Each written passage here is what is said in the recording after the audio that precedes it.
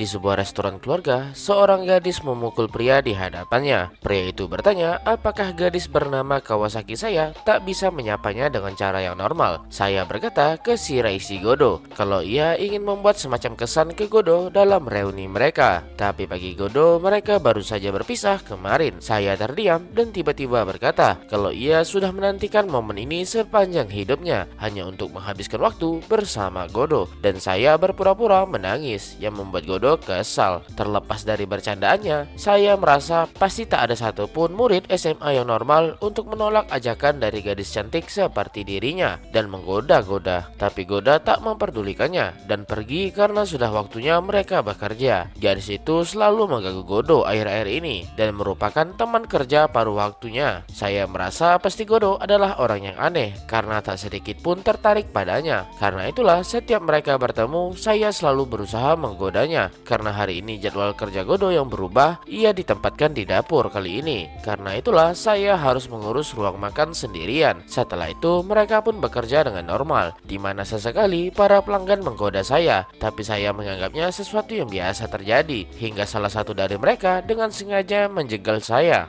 di mana makanan yang saya bawa pun terjatuh. Saya yang panik meminta maaf, tapi para berandalan itu mulai menyalahkan saya dan mulai mengancam saya. Saya menjadi bingung apa yang harus ia lakukan. Para berandalan yang semakin kesal menjadi marah dan melempar pecahan piring ke saya. Tapi dengan cepat Godo menangkapnya dan menyuruh berandalan itu untuk pindah meja karena pecahan piring ini dapat melukai mereka. Para pelanggan yang melihat itu tertawa karena dengan santainya pegawai restoran ini mengatasi berandalan itu. Tentu berandalan itu menjadi kesal karena merasa seperti direndahkan dan Godo mencoba menenangkan situasi. Tapi pada akhirnya Godo habis dipukul oleh para berandalan itu. Namun ia tetap mengatasinya dengan santai, yang membuat para berandalan semakin kesal dan pergi. Pelanggan yang lain memuji tindakan Godo sebelumnya. Saya mengetahui kalau pasti sakit rasanya. Namun Godo mencoba mengelak dan berkata kalau ia kebal rasa sakit. Saya menjadi kesal karena Godo berusaha untuk tetap kuat. Godo meminta maaf sudah membuat saya mengalami kejadian itu, dan untungnya Godo bisa datang tepat waktu. Mendengar itu membuat saya tersipu malu dan berkata kalau Godo itu sungguh luar biasa, dan saya merasa tak masalah jika ia bersama Godo seumur hidupnya. Tapi Godo menganggap perkataan itu sebagai sebuah candaan. Setelah itu Godo pulang ke rumah dan merasa begitu kelelahan dengan semua yang terjadi. Sesampainya di rumah, Godo memutuskan untuk langsung mandi sebelum makan, dan ketika ia membuka pintu kamar mandinya, di sana terdapat seorang gadis yang sudah telanjang bulat. Mereka saling bertatapan dan Godo menyadari kalau ini tidaklah benar. Gadis itu menjadi sangat malu karena Godo yang terus menatapnya. Godo meminta maaf tapi bingung kenapa gadis itu mandi di rumahnya. Gadis itu beralasan kamar mandi di rumahnya rusak dan pergi ke pemandian umum. Namun ibu Godo menyuruh gadis itu untuk mandi di rumahnya saja. Godo pun mengerti, tapi gadis itu semakin kesal karena Godo tak sedikit pun berusaha untuk meminta maaf. Gadis telanjang di hadapan Godo adalah tetangga dan teman masa kecilnya bernama Kirishima Hina. Hina menjadi depresi dan Godo mencoba menenangkannya. Hina yang kebingungan bertanya mengapa Godo sebegitu tenang melihat gadis yang telanjang di depannya. Godo menjadi panik, tapi ada alasan di balik itu. Itu karena ini adalah kehidupan kedua si Raisi Godo. Sejak kecil ia sudah punya ingatan kehidupan sebelumnya. Saat Godo membicarakan itu ke orang tuanya, mereka menganggap itu hanyalah dunia hayalan. Tapi seiring waktu Godo mulai mengabaikannya. Namun itu berubah ketika Godo berada di SMP, di mana semua ingatan kehidupan lamanya benar-benar terbangun secara utuh. Di mana sebelumnya Godo hidup sebagai Greyhundred, seorang pahlawan yang hidup di dunia pedang dan sihir, dan tujuannya adalah untuk mengalahkan penyihir yang mengancam manusia. Tapi pada akhirnya ia mati dan terlahir kembali di Jepang. Dunia saat ini tak terdapat konflik, jadi Godo bisa menikmati hidupnya dengan tenang. Karena itulah Godo merasa biasa saja ketika berada di hadapan para gadis di dunia ini. Hina pun bertanya sampai kapan Godo berdiam diri di sana dan tak keluar. Godo pun kembali ke pikirannya dan mengerti. Ketika ia di luar, Hina berkata akan ada murid pindahan yang akan bergabung ke kelas mereka besok. Karena di sekolah mereka sangat jarang ada murid pindahan, jadi terasa menyenangkan saja. Tapi bagi Godo, selama itu bukan orang yang aneh, maka semuanya bukanlah masalah besar. Keesokan harinya di kelas Godo, murid pindahan itu berdiri di depan kelas dan mencuri semua perhatian murid cowok di kelas. Gadis itu memperkenalkan dirinya bernama Shina. hina Mai. Semua murid pria di kelas menjadi bersemangat melihat murid pindahan yang begitu imut dan mulai bertanya ke Mai secara membabi buta. Mai menjadi kewalahan, tapi Godo di sana hanya bersikap biasa saja, tampak tak begitu peduli. Godo beralasan ia mengantuk karena kerja lembur kemarin. Temannya menggoda untuk mengajak murid pindahan itu bekerja bersama Godo, tapi Godo berkata secara teknis kerja itu dilarang oleh sekolah. Temannya menjadi kecewa karena jika Godo berteman dengan Mai, otomatis ia juga berteman dengan Mai. Pak guru pun memulai kelasnya, di mana bagi Godo ia tentu tak ada hubungannya dengan gadis itu. Mai diam-diam menatap ke arah Godo, tapi Godo merasa pasti ia hanya salah sangka saja. Di saat jam istirahat, Hina menyadari kalau Mai dikeruni siswa laki-laki dan bertanya apakah Godo dan Shinji tak ingin bergabung dengan kelompok itu. Tapi bagi Godo ia tak tertarik sama sekali. Hina sendiri sudah berbicara dengannya dan merasa kalau Mai itu gadis yang pendiam dan serius, dimana ketika Godo melihat Mai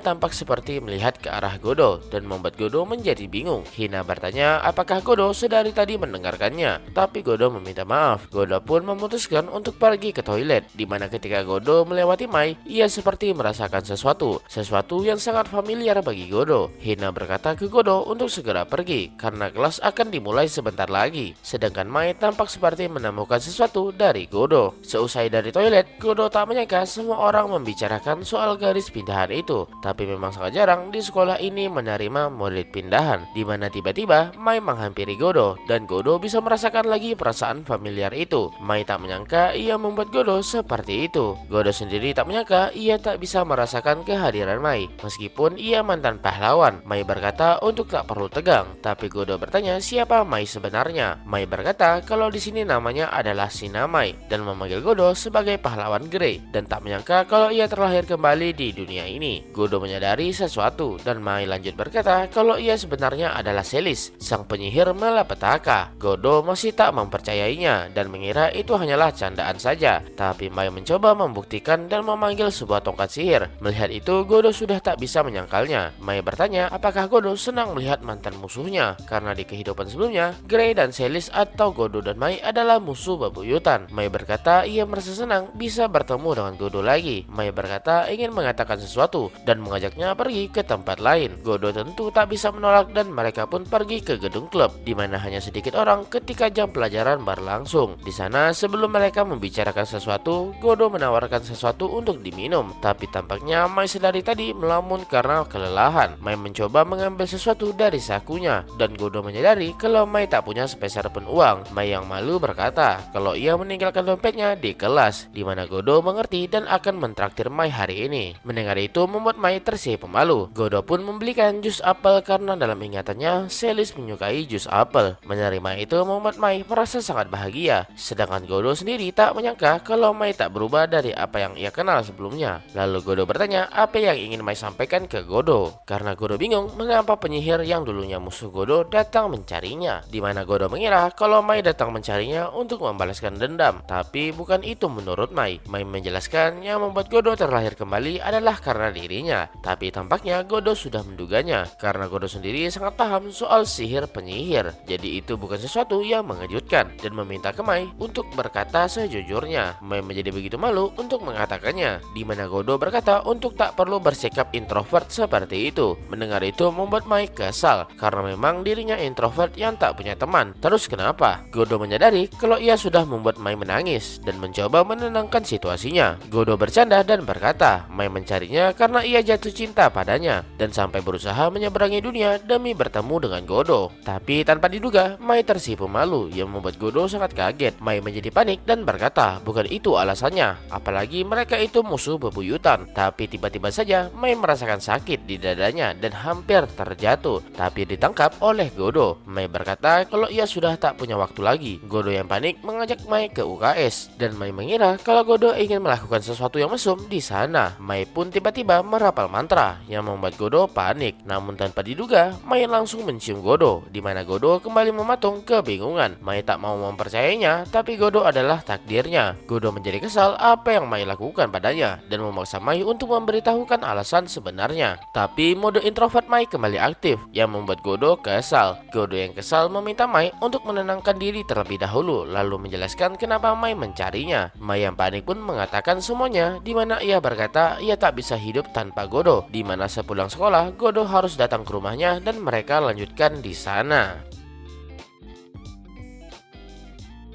Sepulang sekolah, Godo dan Mai pulang bersama, di mana Godo tak menyangka ia pulang bersama murid pindahan yang menarik perhatian seisi sekolah. Dan jika Hina tahu ini, pasti ia akan memarahi Godo. Mai yang mendengar itu menjadi kesal karena Godo membawa nama gadis lain di antara mereka. Tapi Godo balik menyerang, tak menyangka orang seintrovert Mai bisa memprovokasi orang lain. Mendengar itu membuat Mai merasa sakit hati dan Godo meminta maaf. Dan akhirnya mereka sampai di tempat tinggal Mai, di mana Godo tak menyangka tempat tinggal Mai sebesar ini. Itu karena orang tua Mai yang menyediakan ini untuknya dan meminta Godo untuk tak berpikir yang aneh-aneh. Di dalam, Mai berkata untuk melanjutkan obrolan mereka sebelumnya, di mana Godo kembali bertanya kenapa Mai tiba-tiba menciumnya. Mai yang tersipu malu berkata kalau ia sudah tak dapat menahannya lagi. Godo kembali menggoda Mai yang mode introvertnya kembali keluar. Mai yang kesal berkata kalau ia sudah tak punya waktu banyak lagi, di mana jiwa Mai itu dikutuk. Di dunia sebelumnya, Celis mengutuk dunia dan membuat monster semakin aktif, tapi bayarannya adalah jiwa Celis terikat akan kutukan yang dapat menghancurkan dunia. Godo sendiri tak menyangka meski Celis bereinkarnasi, kutukan itu masih ada, di mana Mai berkata jika dirinya mati, dunia ini akan hancur. Mai sendiri tak memperdulikan soal itu, tapi karena Godo itu orang yang baik hati, pasti tak akan membiarkan itu begitu saja, bukan? Karena itulah Mai membutuhkan bantuan Godo, di mana Godo mengerti kalau Mai membutuhkan kemampuan pengusiran roh jahat dari Godo, dan saat mereka berciuman sebelumnya membuat tubuh Mai menjadi lebih ringan. Godo mengerti dan paham kalau kemampuan ini hanya ada beberapa orang saja, dan karena itulah Godo dipilih menjadi pahlawan karena bakat dalam kemampuan ini. Mai pun bertanya apakah Godo mau bekerja sama dengannya sekarang. Godo tak menyangka pahlawan dan penyihir yang dulunya saling membunuh sekarang bekerja sama. Mai mengerti kalau Godo setuju dan mengajaknya untuk mulai sekarang. Godo bertanya mau kemana Mai pergi. Mai menjelaskan agar semakin efektif jarak tubuh mereka harus lebih dekat dan akan segera berganti pakaian,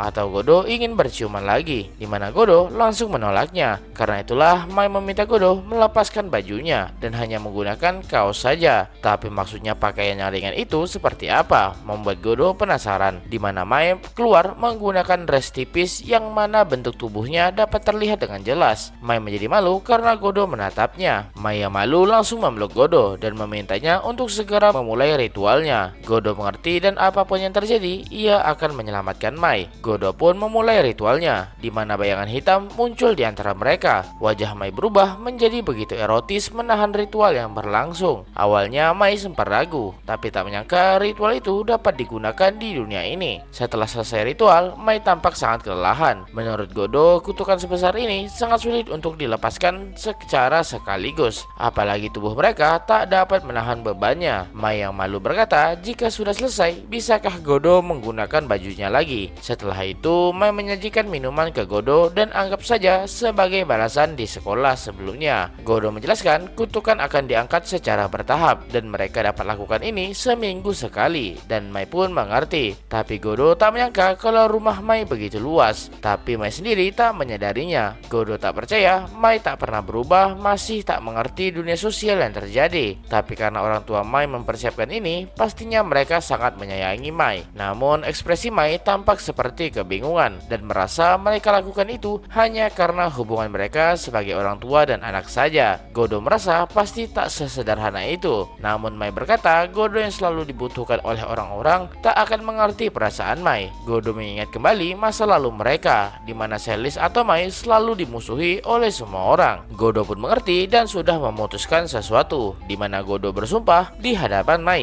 kalau ia akan mengajari Mai apa itu cinta. Mendengar itu membuat Mai menjadi malu dan bingung apa yang Godo katakan. Karena kutukan, mereka bisa terus bersama di dunia ini, dan Godo tak ingin Mai menjadi pemurung seperti ini. Di rumah, Godo melamun apa yang harus dia lakukan sekarang, di mana seseorang mengetuk pintu dan itu adalah Hina yang meminta masuk ke dalam kamarnya Godo. Hina berkata kalau ia melihat Godo Godo pulang bersama Mai sebelumnya dan bertanya kenapa. Godo bertanya apa yang dilakukan Hina di sini, di mana Hina berkata kalau kamar mandi rumahnya masih rusak. Hina menjadi penasaran kenapa Godo pulang duluan bersama Mai. Godo menjadi panik dan berkata kalau anjing di rumahnya Mai sedang sakit dan Mai tampak kebingungan. Karena itulah Godo datang menolongnya. Suasana menjadi canggung tapi Hina terpaksa mempercayainya. Tapi Hina merasa kasihan, tak menyangka kalau Mai ternyata ada masalah seperti itu. Jika saja Mai punya teman dekat, pasti ia menjadi lebih tenang. Godo menyadari sesuatu dan langsung meminta ke Hina agar menjadi temannya Mai.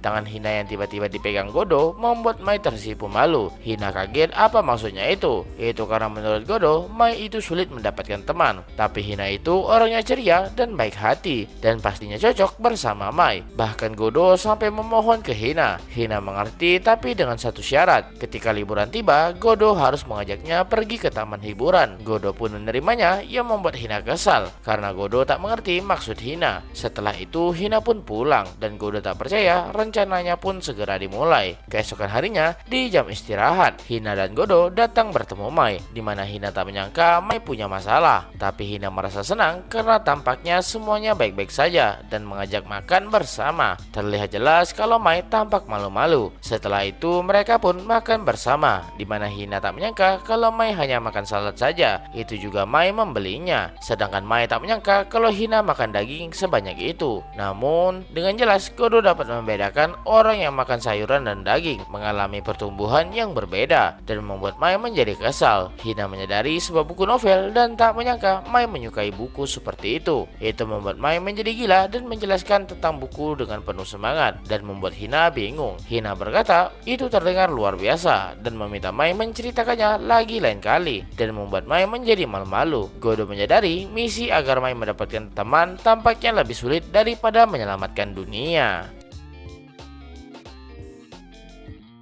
Sepulang sekolah, Hina, Godo, dan Mai pergi ke restoran, di mana Mai memesan dengan penuh percaya diri untuk sebuah kopi. Mai merasa bangga dan Hina dibuat kagum. Tapi pegawai restoran itu berkata kalau mereka sekarang berada di toko burger, bukan toko kopi. Itu membuat Mai menjadi sangat syok dan pingsan dibuatnya. Godo sendiri merasa seperti melihat seorang gadis yang menyedihkan di hadapannya. Setelah memesan, mereka pun makan bersama. Tapi rencana Godo untuk membuat Mai mendapatkan teman dan nongkrong sepulang sekolah pun gagal. Mai menjadi malu sendiri dengan tindakannya barusan dan Hina bertanya apa yang dikatakan Mai sebelumnya. Mai mempelajari itu dari internet dan selalu ingin mencobanya ketika bersama seorang teman. Godo menjelaskan kalau sekolah Mai yang dulu tinggal di asrama, jadi sangat jarang bagi mereka keluar bermain sepulang sekolah. Mai mengagumi kemampuan mengarang Godo dalam menolong situasi Mai. Hina menyadari kalau Godo dan Mai terlihat sangat akrab, tapi itu membuat kedua orang itu tak terima. Godo menyangkalnya, tapi membuat Hina semakin curiga. Tapi Hina juga tak peduli dan bertanya apa yang ingin Mai lakukan setelah ini. Mai yang tersipu malu berkata kalau ia tak punya banyak baju kasual dan ingin pergi ke toko yang Hina rekomendasikan. Hina mengerti dan serahkan padanya. Godo mencoba melarikan diri tapi langsung dihentikan oleh Mai yang tak kuat jika hanya berduaan saja. Mereka pun berangkat, di mana sesampainya di lokasi Mai dan Hina akan berbelanja berdua dan meminta Godo menunggu di sini. Terlihat jelas di mata Godo kalau Mai dan Hina sudah semakin akrab, di mana di kehidupan sebelumnya Godo atau pahlawan Grey mendatangi Mai atau Selis dan bertanya apakah tak kesepian selalu sendirian. Tapi Selis sudah terbiasa sendirian dari lahir. Di lain waktu, ketika Godo dan Selis sedang jalan-jalan, Godo penasaran apakah Selis tak ingin mencoba untuk berdandan. Namun bagi Selis itu sangat merepotkan dan bisa saja ketika ia sedang berdandan seseorang datang mencoba membunuhnya. Juga tak ada satupun orang yang ingin melihat Selis berdandan. Tapi sekarang Selis atau Mai mulai tertarik dengan hal yang semacam itu dan tampak begitu bahagia. Mengetahui itu membuat Godo merasa sangat senang. Hina datang menemui Godo dan meminta untuk memegang tas mereka karena ia ingin mencoba pakaiannya. Mai yang malu berkata untuk jangan mengharapkan sesuatu dan Godo tentu berkata tidak. Mereka pun pergi mencoba pakaian mereka. Tapi Godo menyadari sesuatu. Apakah ia bisa melewati situasi ini dengan tenang? Karena para gadis pasti akan bertanya sesuatu sesuatu yang mustahil, dan pada akhirnya itu menjadi kesalahan Godo. Godo mencoba melarikan diri, tapi tanpa diduga para gadis sudah mengganti pakaian mereka, di mana Hina yang pertama keluar dan bertanya pendapat Godo. Lalu setelahnya Mai yang keluar dan juga bertanya pendapat Godo. Semua orang di sana tak menyangka ada gadis seimut itu di sini dan memuji mereka berdua. Hina bertanya bagaimana. Godo berkata itu sangat cocok dengan Hina. Hina bertanya bagaimana dengan Mai, yang mana Mai tampak malu-malu. Mai bertanya bagaimana menurut Godo, di mana itu membuat Godo sangat syok dan memuji Mai yang tampak begitu cantik. Mendengar itu membuat Mai menjadi malu dan bersembunyi. Hina bertanya apakah Godo menyukai pakaian yang semacam itu dan akan mencobanya lain kali. Hina berkata untuk tinggalkan saja Godo dan pergi membayar pakaian mereka. Hina yang memanggil Godo mesum membuat Mai menjadi curiga dengan Godo sekarang. Seusai berbelanja, Hina berkata ia lupa kamar mandinya masih rusak dan mengajak Mai untuk pergi ke pemandian umum bersama. Dengar itu membuat Mai kaget karena ia belum pernah pergi ke tempat semacam itu. Hina mencoba mengajaknya dan membuat Mai kewalahan. Godo pun mencoba kabur sekali lagi, tapi Hina menahannya dengan alasan padahal ada dua gadis yang pergi ke pemandian umum. Apakah Godo tak tertarik sekalipun dan memaksa Godo untuk ikut bersama mereka. Godo hanya bisa pasrah menuruti permintaan Hina, dan cerita pun akan kita lanjut lagi nanti.